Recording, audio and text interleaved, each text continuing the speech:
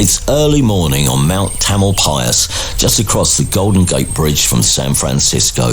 The light is sharp and the air feels slightly different here. John Squire, the guitarist in the Stone Roses, is riding his mountain bike downhill. The ground is loose beneath his tyres.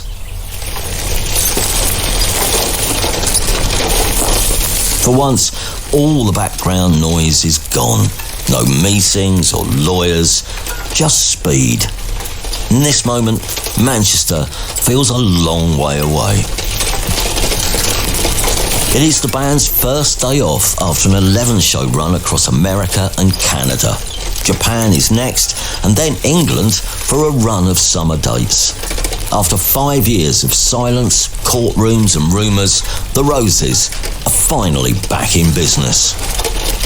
Just then, the bike slides, and John's body follows. John Squire breaks his collarbone. It's 1995 and The Second Coming has been out for 6 months, their first album after 5 years of legal issues. The Roses are due to headline the Glastonbury Festival in just 3 weeks, but instead their comeback ends on an American hillside. The band's big return was cancelled, Pulp stepped in, and that summer a different version of Britain walked on stage at Glastonbury. Speed, confidence, then sudden fragility. Did Madchester really end with a man falling off his bike? Welcome to the rise and fall of Madchester. I'm Alison Bell. I've lived and worked in Manchester for over 3 decades, long enough to see the city transform through music. And I'm Steve Lamacq. This is Episode 7, Regret. The story of the end of the Stone Roses, the slow unravelling of the movement they once carried on their shoulders, and the transformed city they left behind.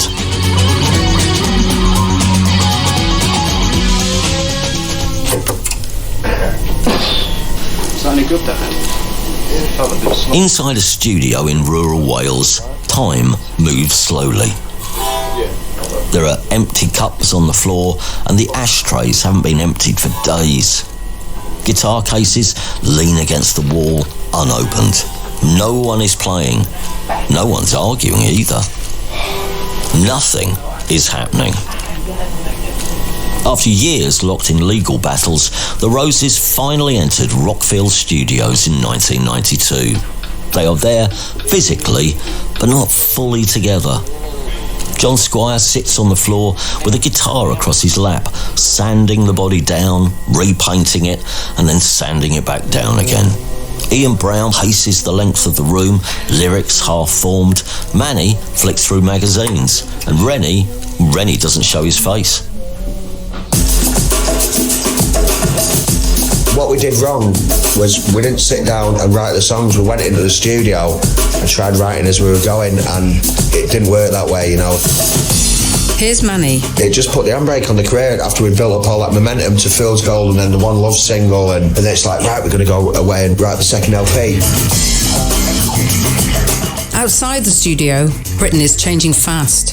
Guitars are getting louder, new bands are arriving, hungry and ambitious.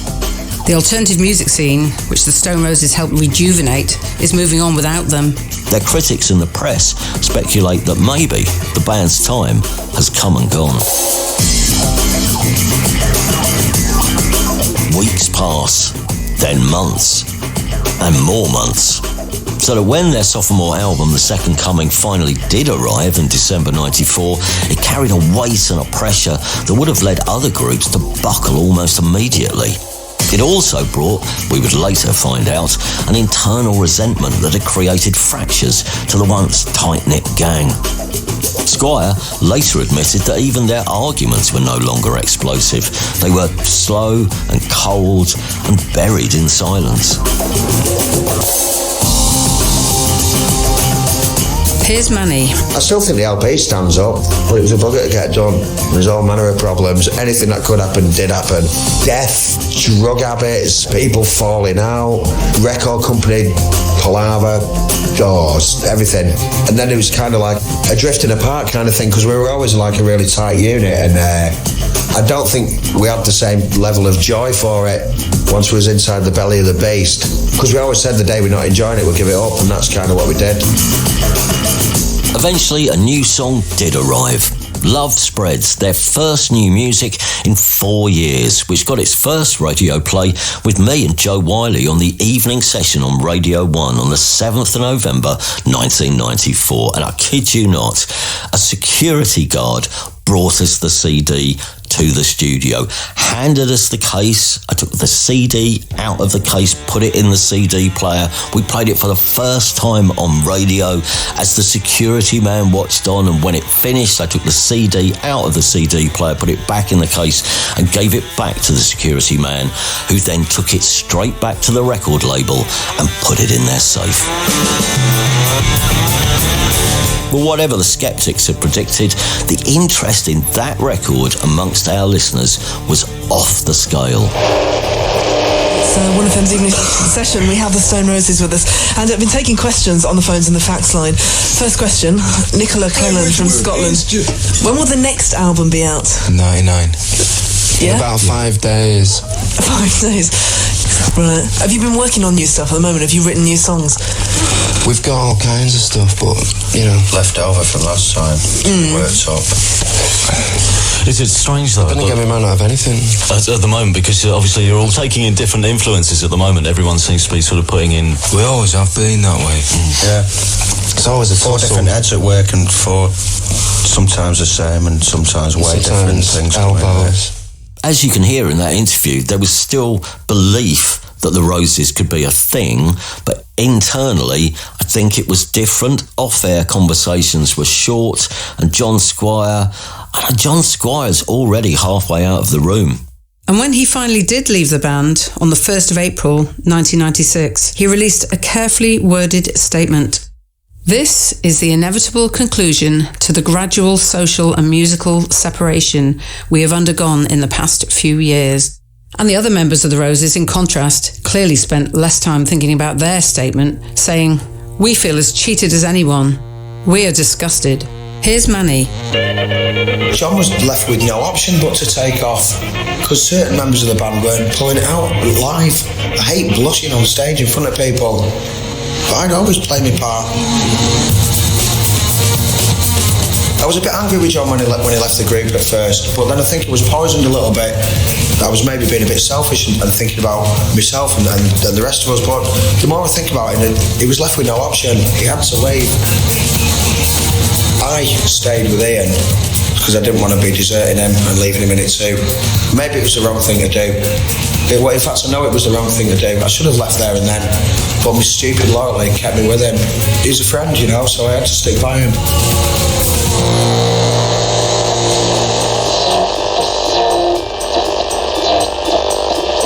Whilst the Roses were stalling, this upstart new movement Britpop had arrived, led by bands like Blur and Suede, and Manchester's successors to the throne, Oasis, whose music carried Manchester's confidence, its humour and its northern pride, but all smartly reinvented for a new era. That story of how Britpop took the baton from Madchester and ran with it is one we explore in greater detail in our series, The Rise and Fall of Britpop.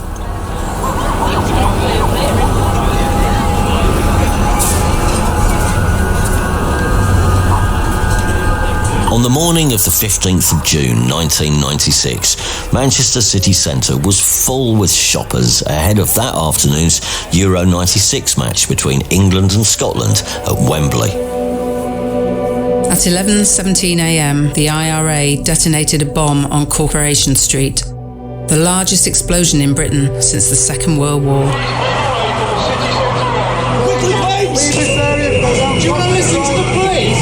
212 people are injured in the bomb blast which has devastated the centre of Manchester. There is a warning, but the bomb goes off as shops are being evacuated. A big terrorist bomb has devastated part of the centre of Manchester. It went off in the middle of a busy street. This act by a handful of fanatics will be regarded with contempt and disgust right the way around the world. Miraculously, no one was killed, but the physical damage was enormous. In the months that followed, Manchester rebuilt quickly, faster than anyone had expected, and the regeneration was decisive. The rough corners of the city were smoothed away. The Manchester that was once captured by Joy Division, taught to dance by New Order, and given colour and confidence by the Madchester movement, was fading to an echo. The rebuilt city was safer, shinier, and less available to the kind of feral experimentation that had birthed Madchester. And as some of the old buildings vanished, so too did the once unquestioned myths of the city's musical heroes.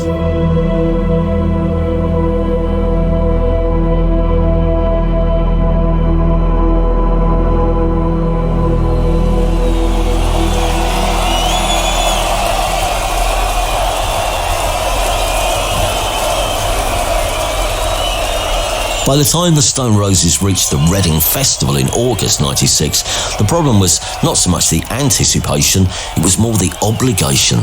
They were no longer playing because they wanted to. The joy that they had from those early Manchester warehouse parties, having been eroded by years of legal disputes and endless meetings and days wasted in a studio. John Squire had already left and Rennie had walked away. That said, when a version of the Stone Roses did walk on stage at Reading, they still had to carry the weight of 5 years of expectation, the audience wanting reassurance that this band, despite the lineup changes, still meant something. Instead, they got an erratic performance that brutally questioned the very legend the Roses had created. Yeah.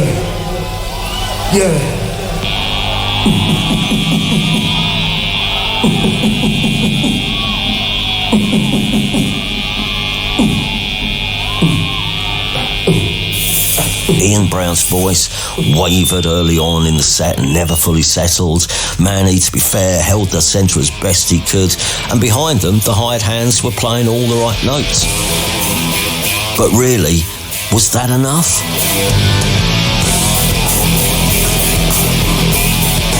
Some fans in the crowd just turned away. Some, I'm told, even cried, while others mocked the once infallible headliners. The NME, in their review, described I Am the Resurrection as more like the eternal crucifixion. Ian Brown would later tell Uncut magazine that this was a cabaret version of the band. Although, imagine what we'd be saying now if only they'd taken up an offer from Slash, who apparently suggested backstage that he could join the band to play the show. I mean, the mind boggles.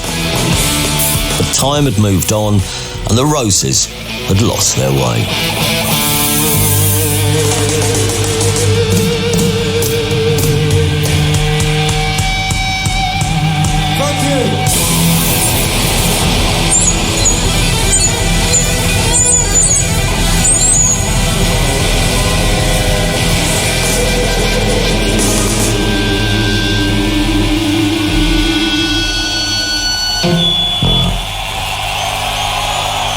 Madchester had been built on instinct rather than structure, on trust rather than contracts. Factory Records ran on belief, the Hacienda on vibes, and bands on feeling. It couldn't last forever. The Roses limped on until it wasn't worth limping on anymore. The Mondays split up after descending into months of drug-fueled disarray. Here's Sean Ryder talking to me in 1995 on Radio 1's evening session. I mean, everything was going wrong for a while, you know what I mean? We'd all started really hating each other, couldn't stand the sight of each other. I always thought we could fix things, or we just needed a bit of time off. I mean, we'd constantly toured for years and everything, and then when we was doing albums, it wasn't a case of, go and write an album now, spend a few months writing. It was like, we've finished touring, let's go and make an album and make it off the top of our head. So, you know, I think everyone must just wanted big dollar and money. Was more concerned about that than making music together. I did fight for the Mondays to stay together. I thought, look, we've all been friends for a long time. Let's have a break, go off and do different things, and in a year or whatever, when it's ready, come back. Don't make it as definite. But everyone else just wanted to finish it. Madchester was never meant to endure, I don't think. It was built for impromptu nights, not sleep-defying decades. It was all in the moment, and it took everything it could until everyone was spent. It was an epic party where anyone could get away with anything, and it would create folklore that would live on for years. But as with all parties, it just had to end sometime. Nearly everyone involved would have to live through the come down and the tidying up. On the 29th of October 1996, a press release announced the end of the Stone Roses. It read, "Having spent the last 10 years in the filthiest business in the universe, it's a pleasure to announce the end of the Stone Roses.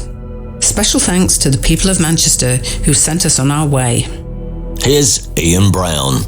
And when the Roses finished, because it finished, and the fact that we'd finished that and we were sort of worldwide loved, but I was skint. I was back at my mum and dad's, back in the bedroom that I'd grown up in with my brother. I thought, wow, that's music, I had a go, and that'll do me. And that was that.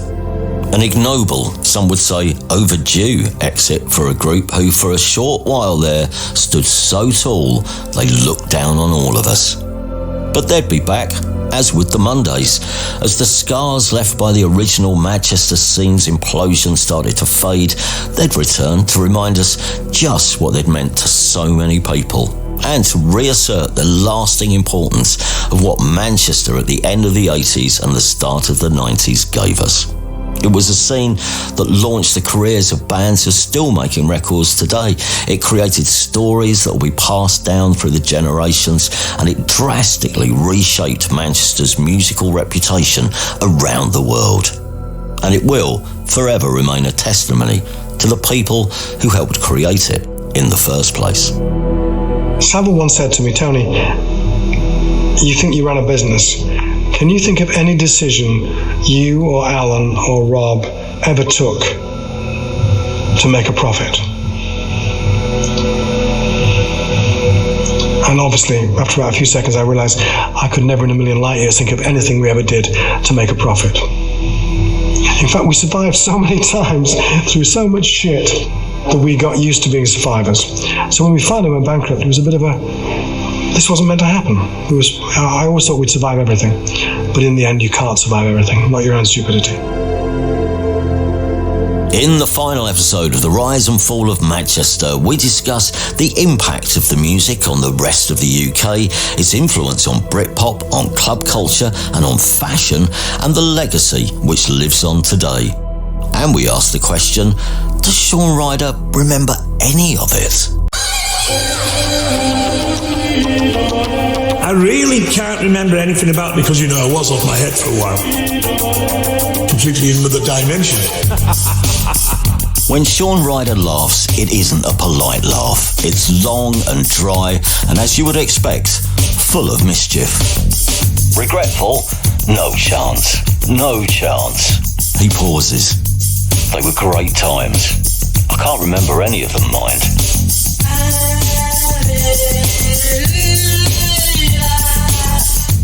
It's 2007. Ryder is talking to Uncut magazine about Madchester, or at least what remains of it in his memory. There's no real expectation that Shaun Ryder remembers very much from that time. Drugs became part of his life early on and stayed with him for years. But now clean, Shaun Ryder doesn't regret a thing, and neither does Madchester. Welcome to the Rise and Fall of Madchester, the story of a city that kept reinventing itself, turning industrial decline into cultural force. I'm Alison Bell. I've spent more than 30 years in Manchester, from underground club nights to Spike Island, and the nights at the Hacienda, the rise of the Stone Roses, and the chaos of the Happy Mondays. And I'm Steve Lamacq. This is Episode 8, What the World is Waiting For. How the restless and wildly creative Manchester has been shaped by the simple act of people coming together.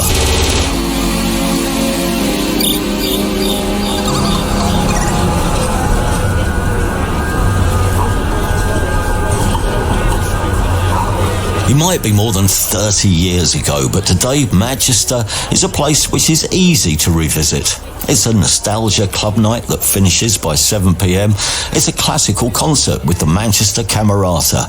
It's an unironic T-shirt, and it's a walking tour led by someone who was there or someone who wishes they were. Tony Wilson's had a building named after him, and there is a campaign to erect a statue of him in the city. The site of the now defunct Hacienda is a music tourist destination, and the people who once danced the dance and made the noise are now institutions. Sean and Bez are British cultural icons at home on Saturday night television, welcomed lovingly to present awards at the Brits. James became revered all over the world and still play huge shows, while the Charlatans' Tim Burgess, he's a musical saint, the nicest man in pop. And the Inspiral Carpets, they're back together, still as cool as, well, you know. Because Madchester both made its mark and left its mark. This is our take on what it stood for, who it influenced, the changes it brought about, and the legacy that still lives on. Throughout this series, we focused on what Madchester meant to the people involved and the stories of those who made the headlines. But Madchester did more than just transform the music of its own city. Madchester opened the eyes and ears of the whole UK music industry to the fact that a movement happening completely without its control could produce the sort of bands and DJs and records that labels could never create. It influenced artists across the UK, and it brought dance culture to the masses, alternative pop music crashing back into the top 40, and it put guitar bands and dance music at the forefront of Top of the Pops. We're going to leap up to number 10 in the charts. Four guys that come from Manchester that got one of the biggest dance floor smashes around with Pacific 707. Here's 808 State. Here's a band who've had a lot of success, especially in the last 12 months, in Spiral Carpets, with Biggest Mountain from the Island Head EP at 23. So as someone who was there living through the era, do you think that was key to Madchester, that it was just made for ordinary people by ordinary people? Yeah, I think at that time there were quite a lot of things going on. I mean, about 1988, 1989, there were very few people living in the city centre in Manchester. And obviously now we're talking about 100,000. It's completely different. But at that time, people were just starting to move into the city, and to be near those key clubs and venues and some creative hubs, office spaces, it was a really big deal. It was like everybody was coming together, DJs, writers, musicians, artists, all sorts of creative people were kind of merging, as it were. Yeah, because, I mean, people obviously have raped through the reasons about why Madchester happened in the past. We've told the story through the band's eyes, but that is something else, isn't it, which I hadn't thought about until you brought it up, which is how the landscape of the city was changing in a way which just, as you say, threw so many people together who were all sort of on the same side, and it all started with, where people lived, I think. Yeah, I think so, and the fact that it was so easy to get about in the city centre from one place to another, and nowadays there are just thousands of bars and pubs and other places where people meet, whereas then there were a very small number of key places. So where were you living at the time? Where did you move to? Did you have any famous neighbours? So I moved from the suburbs, actually. I moved to the city centre when people were talking about this new building, India House, that was opening. And it was right in the centre on Whitworth Street. And I moved in there in September '89.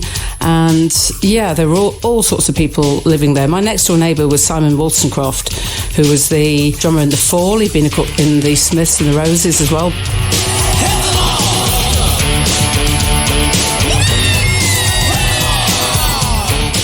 And Noel Gallagher was also in the building. He lived initially in a really tiny flat, and I remember there was a wall in his flat where he had cassette tapes just piled up high, just hundreds of them. And he and his girlfriend at the time, Louise, moved into another flat, a bigger flat, which was previously owned by Peter Dalton, who is someone else who played a really big part because I think he was only about 23, and he opened Manto's, which was kind of the first really cool gay bar, which paved the way. It was a real trailblazer and paved the way for the rest of Canal Street. I think he opened that in 1990. That had a major impact on what was going on. So all these creative people find themselves suddenly living almost on top of each other. But I guess that then creates a sort of artistic community across various different different forms of art, but it's all starting to gel, isn't it? Yeah, and it wasn't just the building, it wasn't just India House. There was also an office space, actually, a creative hub called 23 New Mount Street, and that was at the other end of the city centre. And a number of us had rented office spaces there, tiny office spaces actually, but it was one of those places where, again, there were bands based there, and there was a radio station, Sunset Radio. James, the band, were there. Now a band that I confess are new to me, but their album Goldmother has been a big success. They've toured Russia, and lo and behold, they've washed up on the steps of Shepherd's Bush. Their latest will be on Radio 1 all this week's called Sit Down from James. The Fall, in Spiral Carpets, and quite a few others. In fact, I remember walking to work with Noel because we were living in the same building and working in the same building, because he, of course, at that time was the roadie for the In Spiral Carpets, who were based there. And there were other buildings that were starting to open up in the city. All these things happening with the likes of Dry Bar opening as well, where people would just hang out in the daytime, and all these creative ideas, I guess, were being exchanged.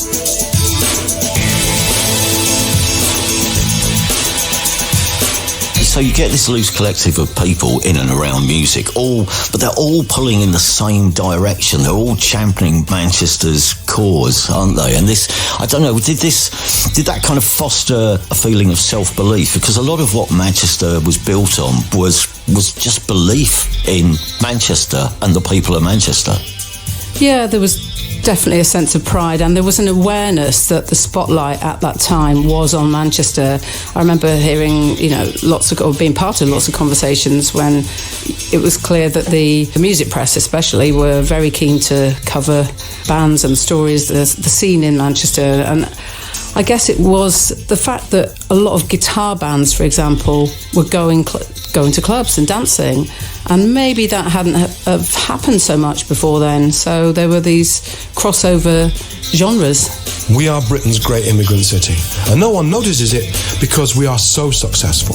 We're the great immigrant city. We are open and hospitable, and similarly, we are open and hospitable to musical influences. Manchester kids have the best record collections, 50 Brazilian samba albums, the entire Parliament Funkadelic collection, full range of early 70s German noise music. That's what it's like, eclectic, and it's that openness to influence, the openness to possibilities. So in '86, there was that openness to house music. It was some guys DJing at the Hacienda being open to this weird, stripped-down dance music made by a bunch of gay, black DJs and producers in Chicago and Detroit. It was that openness to it.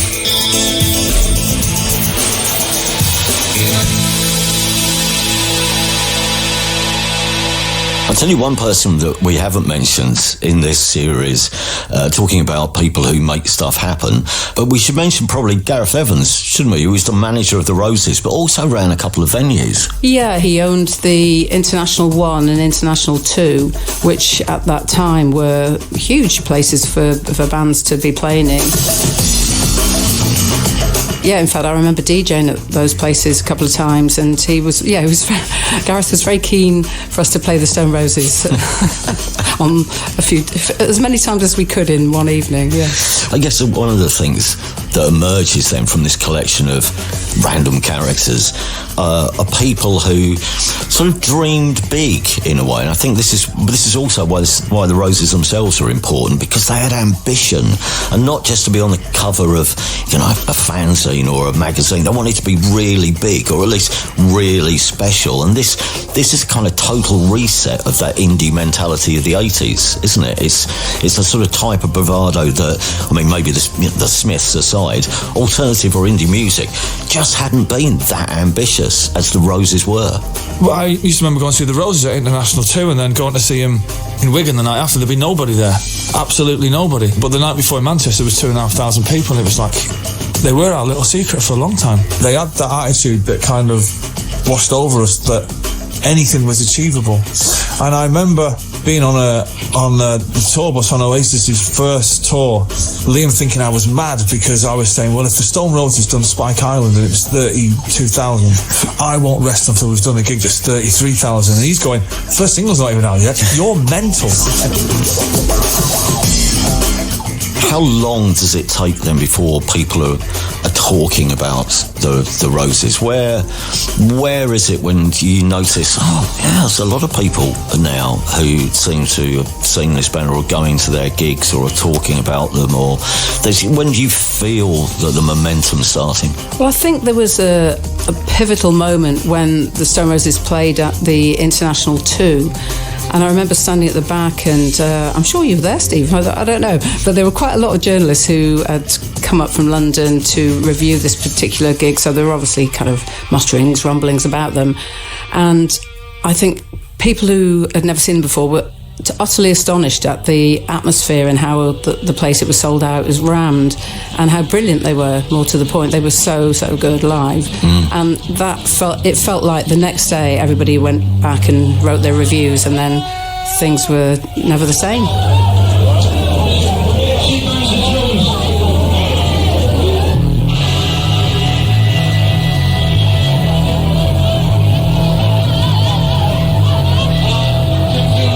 What was it like being in Manchester as the rest of the country caught on to what was going on in Manchester? Was everyone, you'd be quite celebratory that some of the bands that you championed from the place where you live are now becoming more and more popular.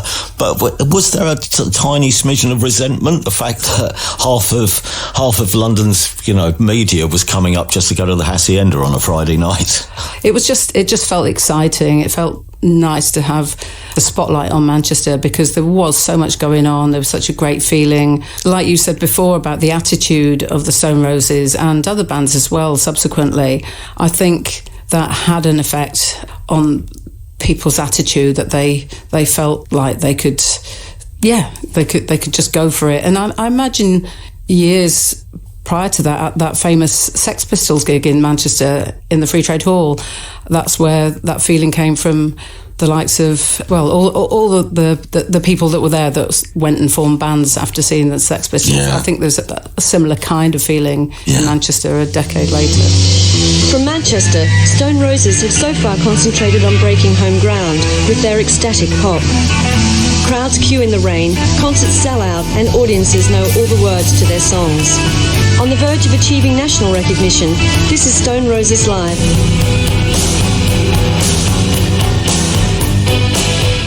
This is the point where we could make some outrageous claims about the importance of Manchester, but I will just say, I think Manchester paves the way for Britpop in some senses, because it was the scene before the storm, but it helped inform some of the key players in Britpop. I do think Britpop took a lot from Manchester. In practical terms, right, Oasis are Manchester's direct descendants, right, but also, it inspired Manchester, a lot of people in the industry. So Alan McGee, who ran Creation Records, Jeff Barrett, Jeff was the press officer at Creation for a while, but we went to the Hacienda one night. And I think that had quite a profound effect on him. Anyway, so Jeff goes and forms Heavenly Records. So there's part of the infrastructure is inspired, the background people are inspired. But also Manchester absolutely schools pop music in all these things. Ambition, iconography. I mean, the slogans, you know, that whole, the North will rise again, God created Manchester, all that stuff comes up again in Britpop. And just, you know, adopting stuff from what was fashion that people were wearing, you know, the sharing of fashion and style between bands and audience, that all ends up in Britpop. Deadly important that you had a right look and different kind of haircuts and stuff. You could always spot out people from Manchester out of any crowd of people, you know. We've got a certain thing up here.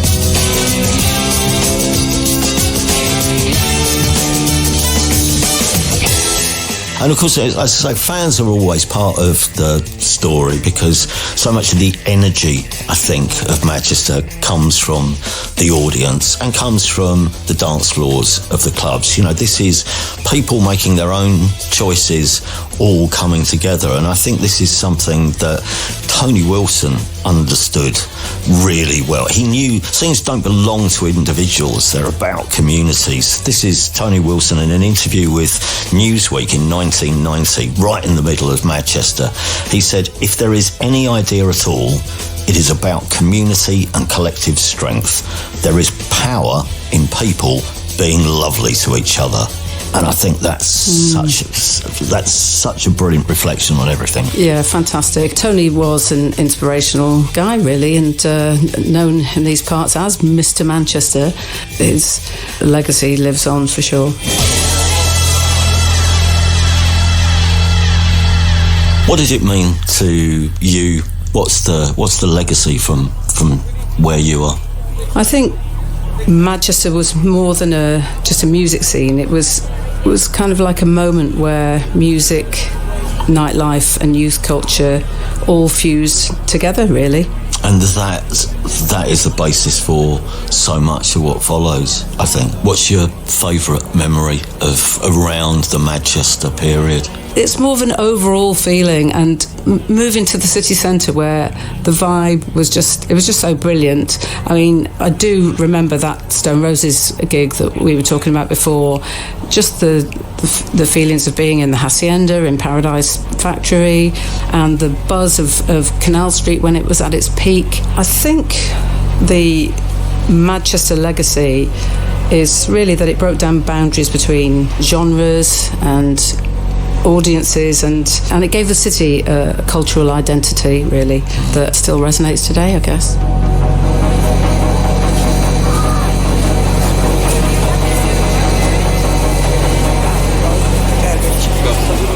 Still reliving his past for Uncut magazine, Shaun Ryder laughs again. That same unbothered laugh. The sound of someone who's not sure what he survived. Regretful? No chance. As I said in the previous episode, Madchester wasn't made to last. It was there to be lived in the moment. It was one of the most liberating eras in music history that this country has ever seen. And its memory will be around for a very long time to come, as will the spirit of the people who were part of it. It was what, if not the world, definitely what we were waiting for. Here's Factory Records boss, Tony Wilson. Shaun Ryder's one of the geniuses of this country, but he hides his genius behind the bushel of being an idiot, which he actually isn't.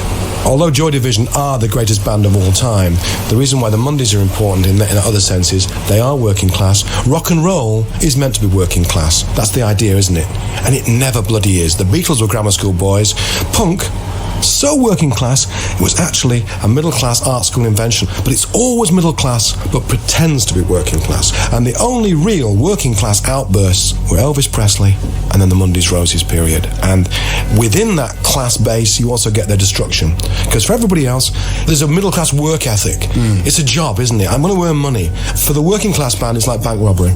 Just rob somebody, I want to bloody spend it and piss off. And that's one of the reasons why the Roses and the Mondays are obliterated. But that's why I love it. And also the spirit of the Mondays, they are the quintessential Manchester band.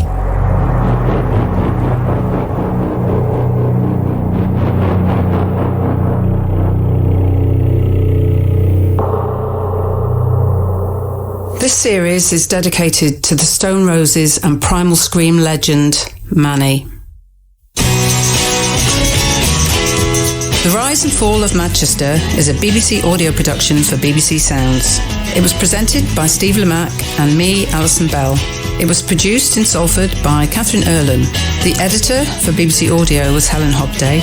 It was written by Philip Smith, Catherine Erlen and Steve Lamacq. Technical production by Philip Smith. For the BBC, the commissioner was Will Wilkin and the commissioning producer was Hannah Clapham.